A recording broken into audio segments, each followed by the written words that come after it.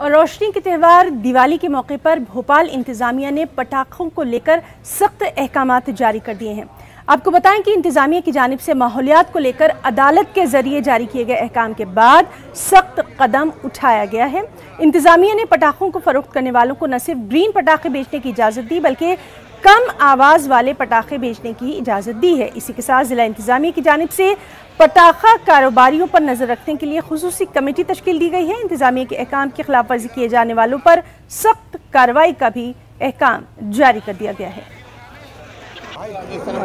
आतिशबाजी को लेकर जो दिशा निर्देश हैं वो स्पष्ट हैं कि किसी भी प्रकार के केवल जो ग्रीन पटाखे हैं, जो रिड्यूस्ड एमिशन वाले पटाखे हैं, उन्हीं की अनुमति रहेगी। इसके अलावा किसी प्रकार के पटाखे अनुमति नहीं रहेंगे। इसके लिए हमारे द्वारा लगातार सभी जगह की सैम्पलिंग भी की जाएगी।